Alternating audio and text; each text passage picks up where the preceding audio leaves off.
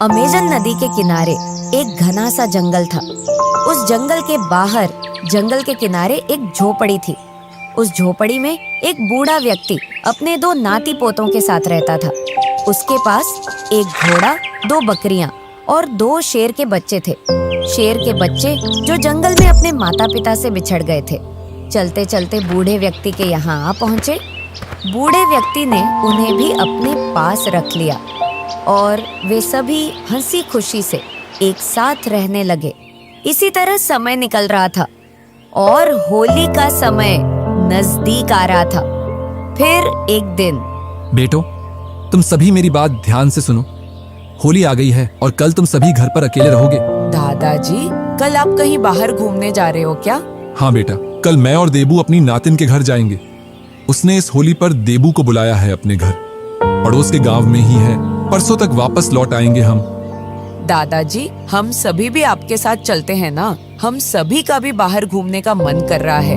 हम बाहर घूम भी आएंगे और होली भी मनाएंगे। तो बेटो, घर पर कौन रहेगा अपने? हाँ, आपका कहना भी सही है, लेकिन दादाजी जल्दी से वापस आ जाना। तुम्हारे बिना हमारा मन जो नहीं लगता। मैं जानता हूँ बेटा, लेकिन जाना जरूरी है।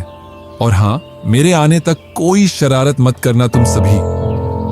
बेटा माधव, तुम इन्हें घुमाने के लिए जंगल में ज्यादा भीतर तक मत ले जाना। ठीक है दादाजी।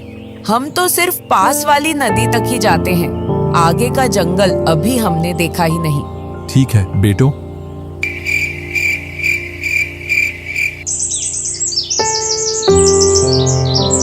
दूसरे दिन बूढ़े दादा कंधे पर थैला और साथ में देबू को लेकर पड़ोस के गांव की ओर निकल पड़ते हैं। यह तो बहुत खतरनाक जंगल है बेटा।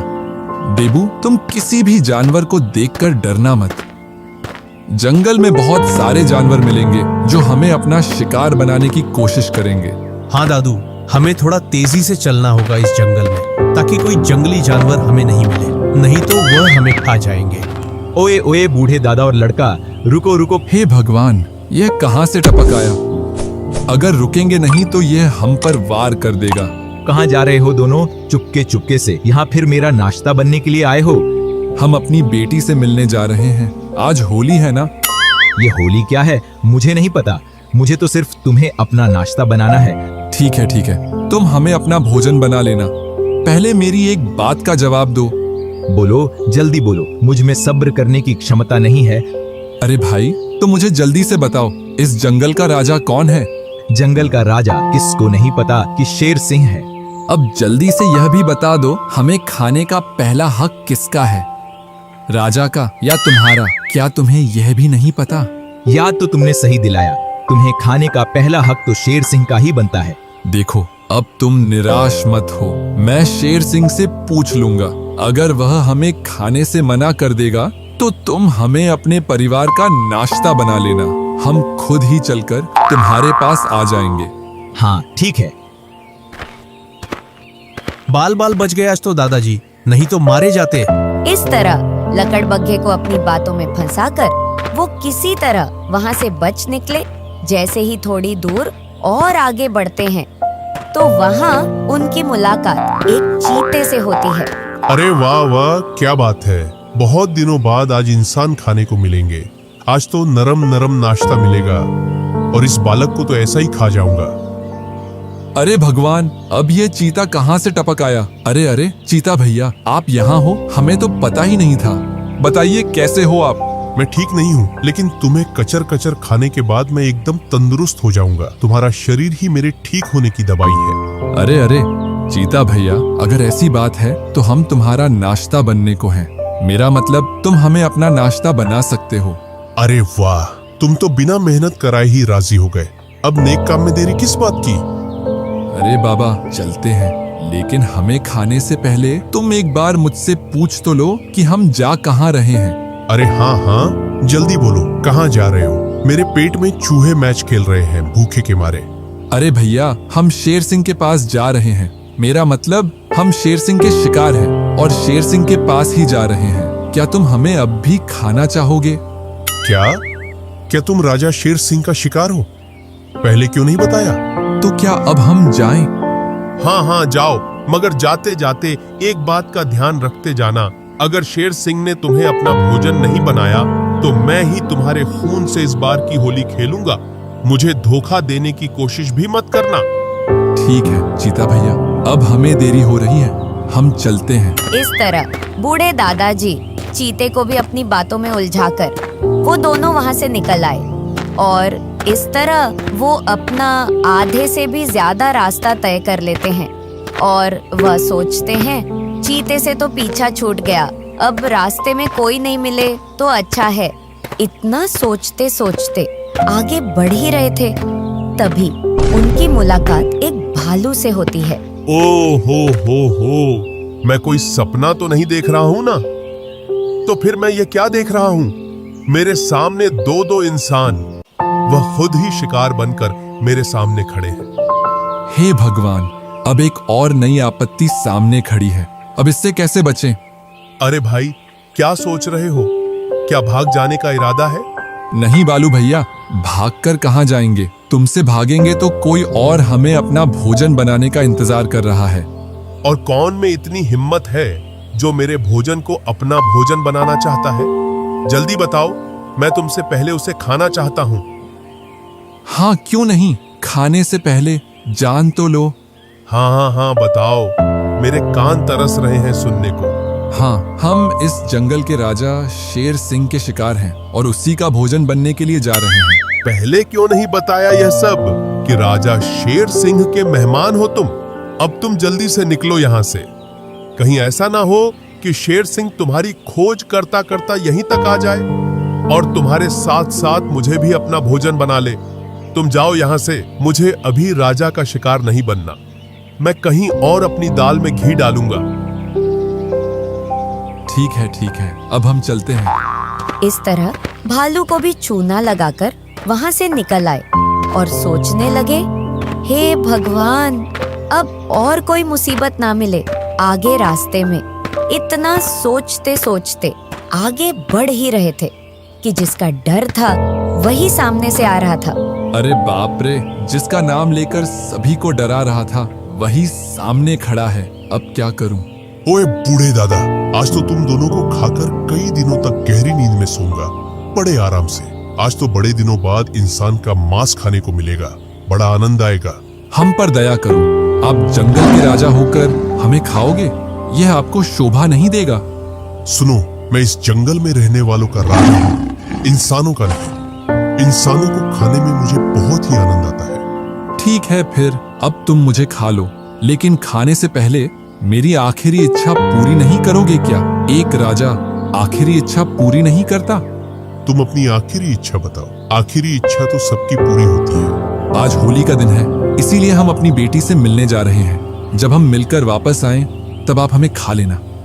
बेटी से मिलने की ही हमारी आखिरी इच्छा है। ठीक है, तो तुम जाओ, और हाँ, मैं यहीं बैठकर तुम्हारा इंतजार करूंगा।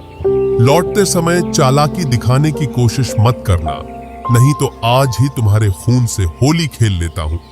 हम कोई भी चालाकी क्यों दिखाएंगे? ठीक है, तुम जाओ, वापस आना मगर। इस तरह वह शेर को भी अपनी बातों में फंसाकर उसे वहीं इंतजार करने के लिए छोड़ आते हैं। थोड़े ही समय बाद वह उसके घर पहुंच जाते हैं। आओ भैया, आओ अंदर चलते हैं। वो बहुत समय बाद मिले थे तो आपस में एक दूसरे से बातचीत करने लगे, सभी का हाल पूछने लगे। शाम ढल रही थी, बातों ही बातों में कब रात हो गई पता ही नहीं चला।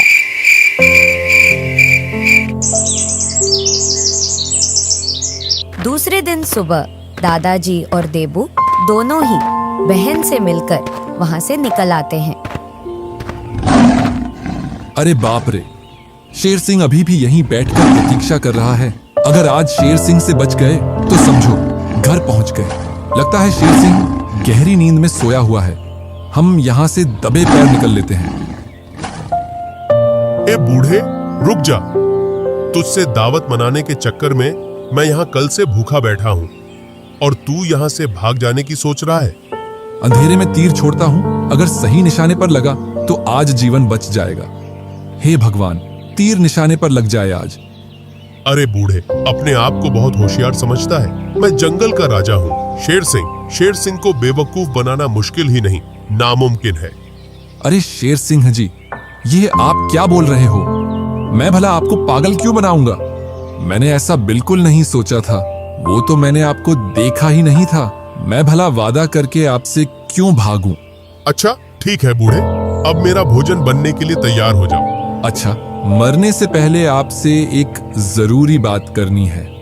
बता, जरूरी बात क्या है? मुझे यहाँ आप अकेले ही दिख रहे हो। आपका परिवार कहीं नजर नहीं आ रहा। आपके परिवार में कौन कौन है? हम दोनों मियाँ बीवी ही हैं।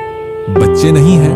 भगवान की कृपा से हमारे 2 बच्चे थे, लेकिन कुछ समय पहले पता नहीं जंगल में खेलते खेलते कहाँ चले गए। मैं हर जगह उन्हें खोजा, लेकिन हमारी बदकिस्मती देखो, वो आज तक हमें कहीं नहीं मिले। अगर मैं तुम्हें तुम्हारे खोए हुए बच्चों से मिलवा दूं तो?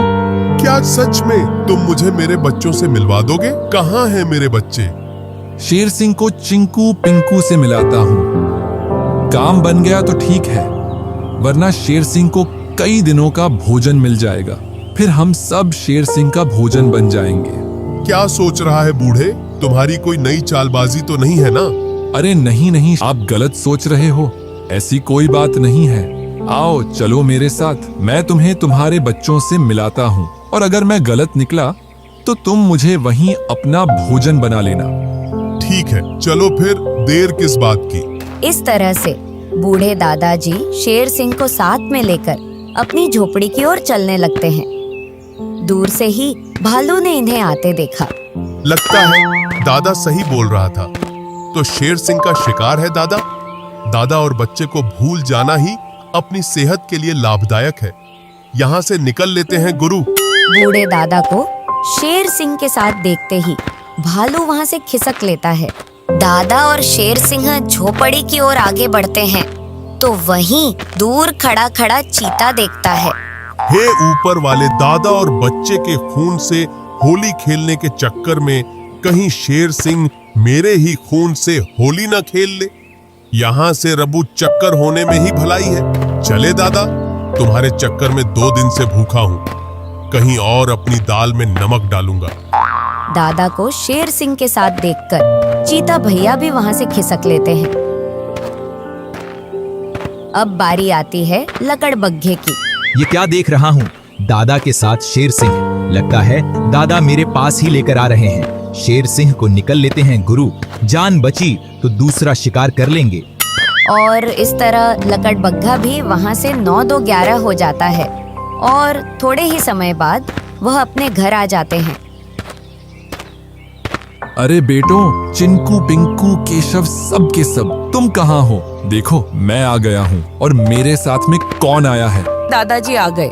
यह देखो राजा शेर सिंह जी, ये दोनों चिंकू पिंकू आपके ही बच्चे हैं ना? अरे हाँ हाँ, यह तो दोनों ही मेरे बच्चे हैं।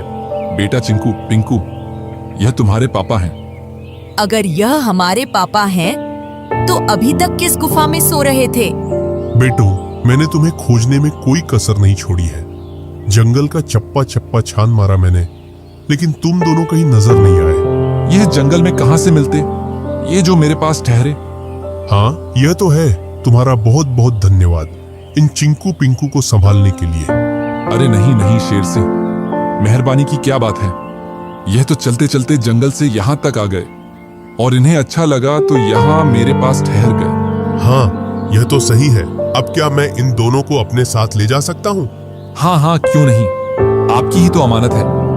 अगर चिंकू पिंकू चाहे तो आप इन्हें अपने साथ ले जा सकते हो। चलो चिंकू पिंकू, तुम्हारी माँ तुम्हारा इंतजार कर रही है। तुम मेरे साथ अपनी माँ के पास चलो। नहीं नहीं, हम दादाजी को छोड़कर कहीं नहीं जाएंगे। यही हमारा घर है और दादाजी ही हमारे लिए सब कुछ हैं। देखो बेटा, चिंकू पिंकू जिद नहीं करते। ये आपके पिताजी हैं और पिताजी की बात माननी ही चाहिए। नहीं नहीं दादाजी, हम आपको छोड़कर कहीं नहीं जाने वाले। जब हम अपने माता पिता से बिछड़े तो तुमने हमें अपनी शरण में रखा और हमें इतना बड़ा किया। अब हम कैसे आपको छोड़कर जा सकते हैं? हम कहीं नहीं जाएंगे, बस। चिंकू पिंकू मानने को तैयार ही नहीं थे। तब दादाजी शेर सिंह से कहते हैं, चिंकू पिंकू मेरे बिना नहीं रहेंगे। अब एक ही रास्ता है हमारे पास कि तुम अपनी पत्नी शेरनी के साथ यहीं रहने आ जाओ और हमारे पास ही रुको। चिंकू पिंकू को मुझसे अलग भी नहीं होना पड़ेगा और चिंकू पिंकू को अपने माता पिता भी मिल जाएंगे। क्या कहते हो तुम? हाँ, तुम सही बोल रहे हो, बिल्कुल। आप महान हो और चतुर चालाक भी। इस बात से वो सभी खुश हो जाते हैं और शेर सिंह जाकर अपनी पत्नी को भी चिंकू पिंकू के पास ले आता है। इस तरह वह सभी एक साथ एक जगह मिलजुल कर रहने लगते हैं। बूढ़े दादाजी की चालाकी से वो सभी जंगली जानवरों के शिकार होने से बच भी जाते हैं और शेर सिंह को अपने खोए हुए बच्चों से भी मिलवा देता है। सभी एक साथ खुश रहते हैं।